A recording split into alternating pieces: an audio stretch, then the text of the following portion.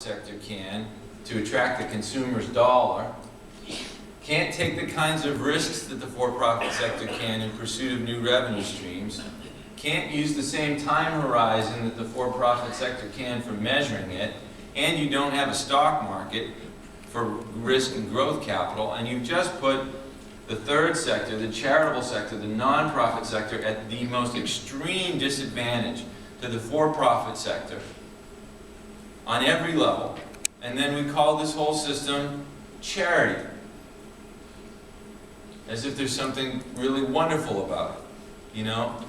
Charity could not be undermined with more reverence paid to the notion of something noble.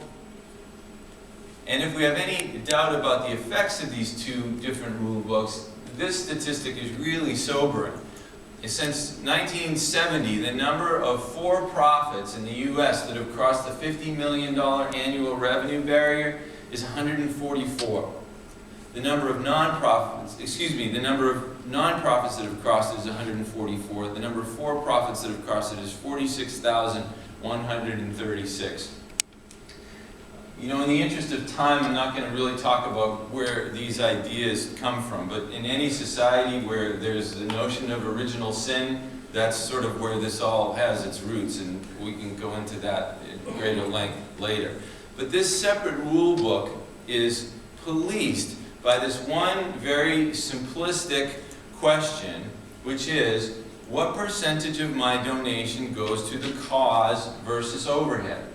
And we want the amount going to the cause to be very high, right? And we want the amount going to overhead to be very low.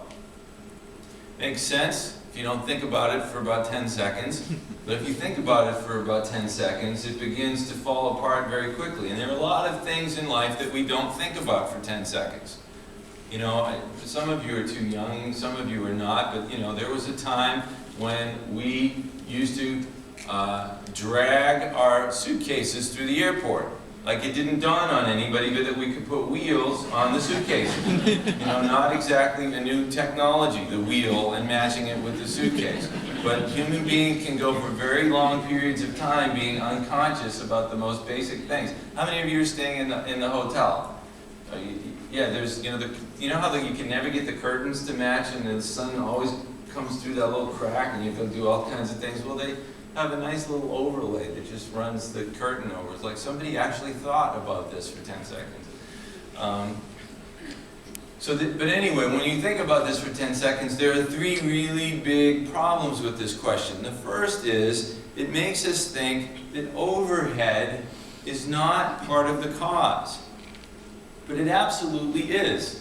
You know, unless there's some kind of fraud going on, and if there's fraud going on, no one is going to report it in line item detail on their government forms or their Form 990s, then every dollar that a charity spends in good faith, it spends to advance the cause and the way it believes the cause can best be advanced. You know, so the receptionist at Save the Children is labeled overhead, as if she should wake up every morning feeling absolutely miserable about what she does with her life and the drain that she is on those poor kids. You know, but she's trying to save the children every bit as much as the field worker in Africa. Nobody's trying to hurt the children.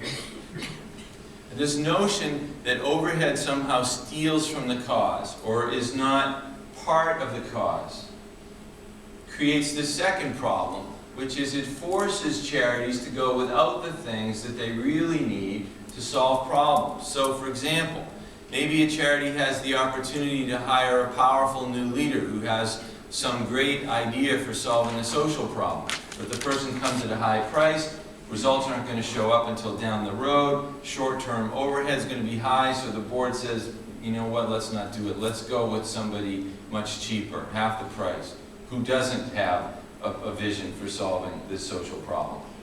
You know, or maybe an organization wants to triple the size of its fundraising staff in the hope of, you know, quadrupling its revenues. Again, results aren't going to show up until down the road. Short-term overhead's going to appear high, so the board says, no, let's not do it. Let's stay the size we are. This is how we institutionalize our inability to reach the scale of the actual scale of these problems. Or maybe it's a simple matter of staff training. Again, it's going to spike overhead. So we're systematically forcing charities to go without the things they really need in the interest of keeping overhead low. Well, if what we tell charities is your very survival is dependent on you keeping overhead low, then what we're going to get is low overhead, or the appearance of it. And if we don't say anything about, I want you to solve this social problem and I want you to solve it quickly, then that becomes completely secondary.